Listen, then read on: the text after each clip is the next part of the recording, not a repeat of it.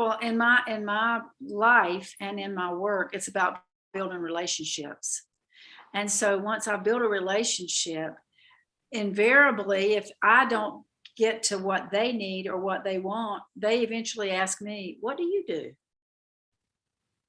What how do you make a living? Or how do you work out? Who do you work out with? What?"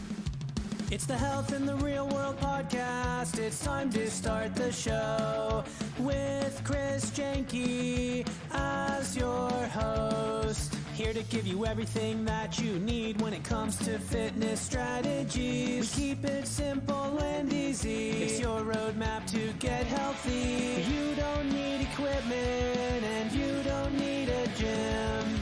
Just the right strategies to get you fit and trim.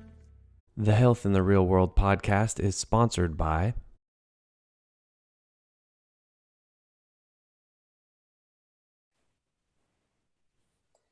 Hello and welcome to Health in the Real World. I'm Chris Janke, and I'm joined today by two guests who have been on the show previously, Shannon Earle and Rebecca Weens. And I really enjoy these types of podcasts because we get to just kind of like shoot it around and just wherever it goes. Like I really don't know what direction the conversation is going to go sometimes, but welcome to both of you. Thank you for joining me. Thank you. So Shannon, let's start with you because we met first, several weeks ago, and just quick introduction as far as who you are and kind of what you do. My name is Shannon Earle. I am a coach. I do a lot of neural coaching, so teaching people about the biology of the brain and how to start to get a hold of the thinking that happens unbeknownst to us a lot of the time so that we can start to guide and direct that in line with our intentions. So I coach all ages of people, from CEOs to young adults and a few teenagers. So Nice. That's what I do. Mm-hmm. And Rebecca, a quick introduction about you as well. Okay, well, I've been a nurse for almost 30 years. This is my 30th year, actually. I spent 25 years in mainstream nursing, I'll call it. And I tell people I have one amazing story in all 25 years. But for the last few years, I've been working with health and wellness products, and I hear amazing stories every week. But I'm also a mom of four, a stepmom of four, and a grandmom to 16. So we have a busy, fun life. You're a mom of four and a stepmom of four and a grandma of 16. Wow. I have 4 kids myself, and 4 is crazy. It's awesome though. Crazy. Yeah, awesome. yeah. It's even better when they have kids. Yeah. This weekend I was hanging out with them and I was watching them, and they were sort of like a little bit getting into mischief. And I was thinking, I can't wait until you have kids and I get to just sit back as the grandpa and just laugh. That's awesome. So Shannon, I worked in psychiatry for quite a few years. And so we call you a stinking thinking coach. To get rid of the stinking thinking. Absolutely. It's a good combo with therapy to have a coach and a therapist, 2 different roles. I like that. Awesome. And again, my name is Chris Janke. I've been a personal trainer, specializing in core strength, balance, helping people to work out in a way that doesn't affect their lower backs. Most people do come to me with some lower back pain, and try to get them out of that and then help them achieve their fitness goals. Been doing it since 2004. So I want to ask both of you a question, and I'll answer it myself too after, but what is the first sort of step or couple steps when you're talking to somebody who maybe is interested in learning a little bit more about what you do and how you can, say, Shannon, help them with their mindset and some coaching, and then Rebecca, maybe you can help them with some supplement help or whatever you're offering to them. What are some questions you ask them? Like, what's sort of the foundational couple steps that you have? Yeah. Oh, and if you guys want to do we do rock, paper, scissors tournaments if you want. And, whoever wants to go first. I'll go. So I think that when I first meet a client, I talk a lot about the wholeness of human beings, that we're all whole. And because we have a tendency to focus on our lack or where we think we're broken, which it's really hard to be a broken human being unless you have like an arm dangling. So just really looking at that wholeness and approaching the thinking from a whole perspective instead of positive and negative really allows them to be able to, approach their lives from this place of, yes, you're going to be angry and you can also be joyful, but you got to practice all of them so that you know that you can move when you want to. We're so trained, and our brains train us that if something happens, we must react. And in our reaction, a lot of the times it's not actually where we want to be or what's healthy for us internally. And you aren't going to be able to react from joy to something that you've been trained your whole life to react from anger unless you practice. But it's possible with the skill and the muscle of the brain to be able to do that. So that would be one, is just really normalizing the fact that we're all jealous. We all have anger. We all get frustrated. We're all annoyed. And we also have the ability to be joyful, happy, peaceful, calm. We just don't practice those a lot of times as much because the world provides us with a lot of places to react in the other ways, and we get really good at it.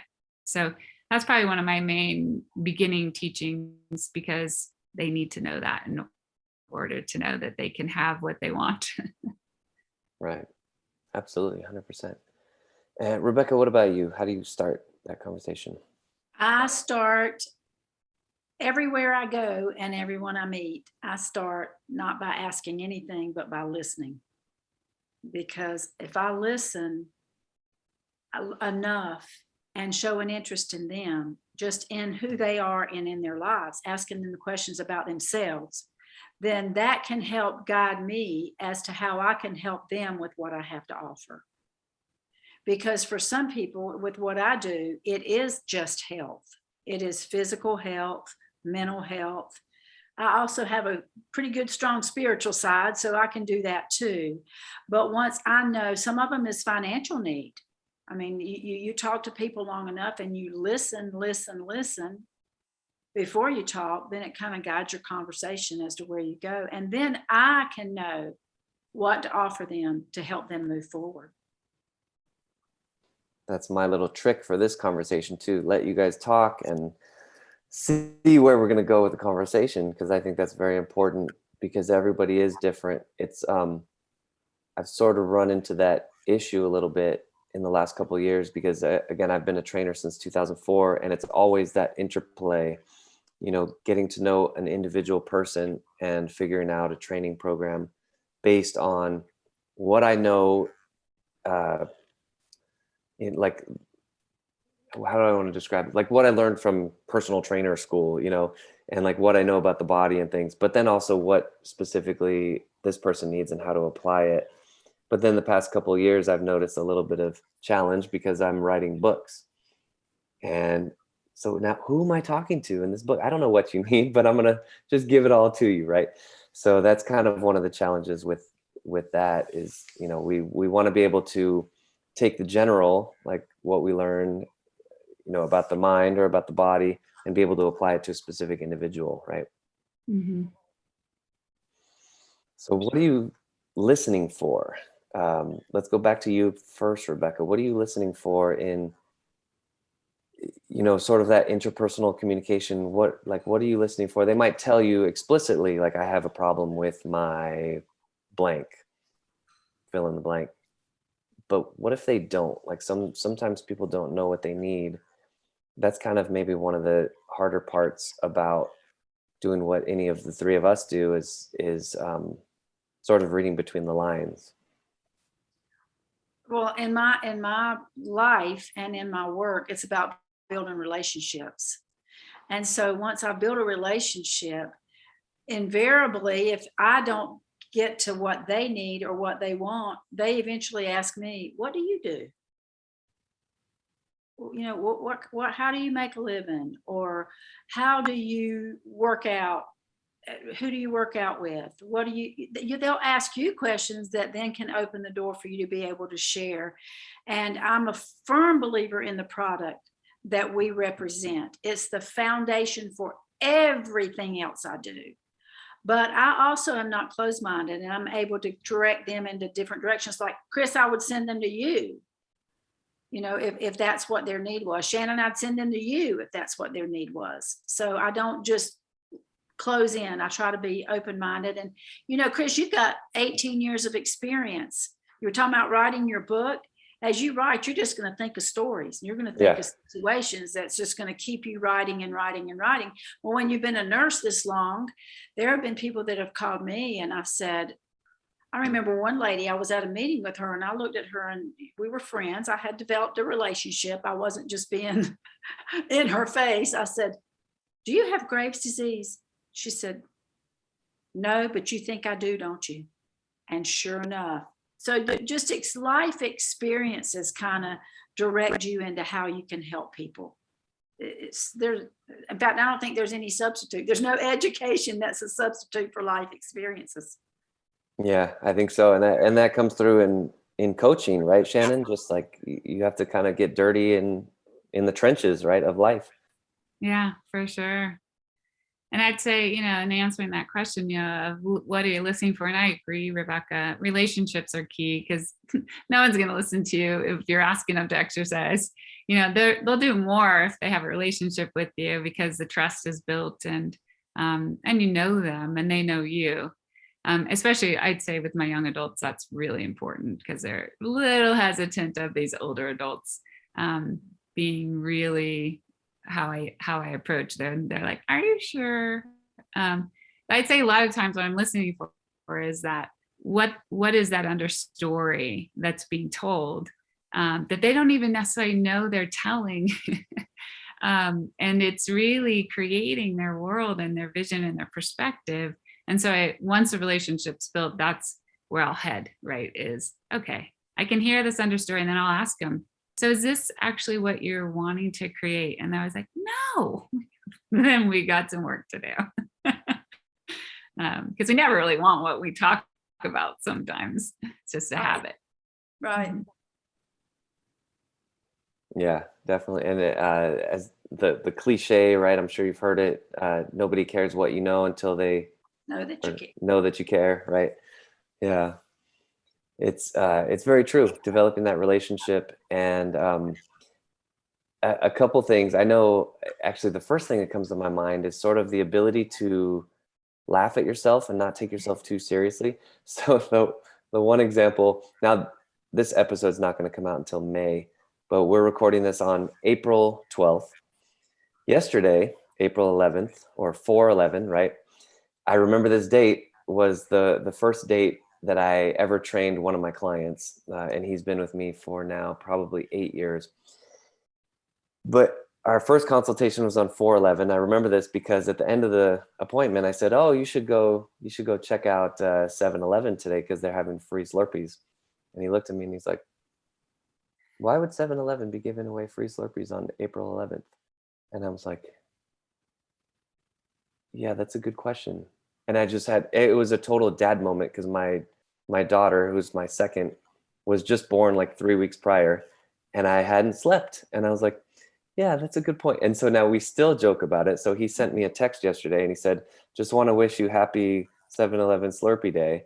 And, but it was funny because it was at that moment when we had developed sort of a relationship because I was able to just kind of laugh at myself and how ridiculous that comment was. But then that led me to talking about my kids and now he asked questions about that. And I can honestly say like all my clients are kind of like my friends in a way. So there's sort of that, and they'll give a friend a little bit more leeway if you do make a comment like that. And I was off by 3 months, and so yeah, I agree with you. Like developing that relationship and. Well, speaking of trainers, I started with one just a little over a year ago. And I asked her several months into it, I said, so when am I supposed to look forward to coming here? And so even this morning, I said, we left and my husband said, I like you a lot more than I did at 6:30 this morning. But we've developed a relationship that we do look forward to being with her now. Right. Right. And the result is so amazing. And then, yeah, and even the process is fun too, right? You get to joke around with your friend and, I of don't course, know. Sometimes the process still isn't a lot of fun. sometimes it's, Sorry. I get it. But Yeah. Yeah. it was interesting. You mentioned a while ago about balance and core strength, because that's one problem I had after I had brain surgery was balance. And then I wasn't allowed to pick up 5 pounds, but for 2 years. So I really had to start back and really get my strength and my balance and my stamina back. So I still don't love her yet. I don't love to go that good yet, but I keep going. So Yeah, because it works, right? oh yeah. Well, so Rebecca, you had sort of that experience of having that surgery and then not being able to pick up more than 5 pounds for 2 years. Shannon, have you had anything similar to that where you sort of hit a point where you had to bounce back from something like a sort of a rock bottom or anything like that? Or I really like these stories. Yeah. I mean, I think for me, I swam my whole life and swam into college at Arizona State. And I was so sick of exercising that I took a long time off. And it was hard to come back on purpose because I was always coached. To motivate yourself on your own is really different than being coached for 20 years. Mm-hmm. So I'd say that took me a long time. Actually, I'm still working on that, of not being just that automatic swim team kind of feeling. So not the same as brain surgery, Rebecca. I give you credit. I still don't jump. I don't do any of the jumps. I don't do any of that. So, Mm-hmm. but everything else I do. Nice.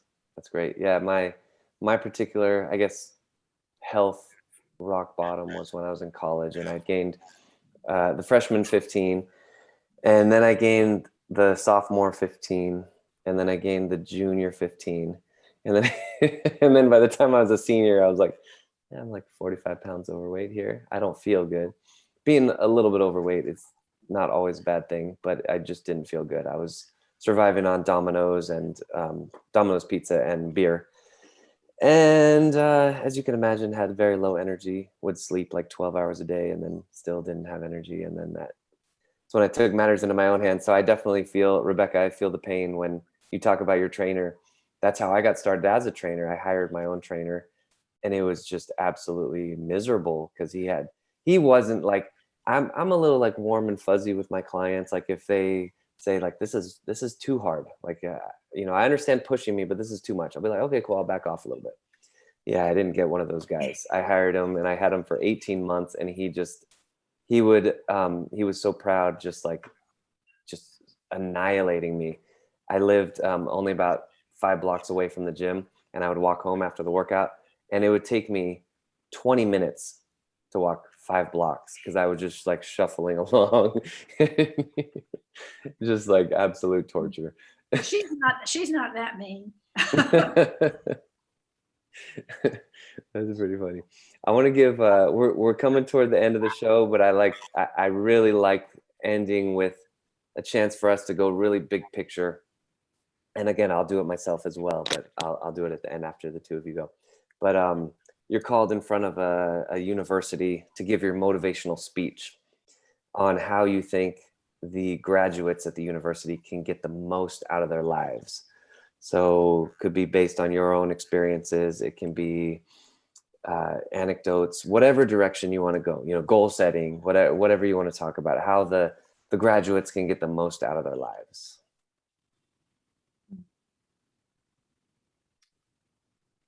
I guess I'll go first. Probably the first thing I would tell them is to always remember that no one cares as much about you at the end of the day as you care about yourself.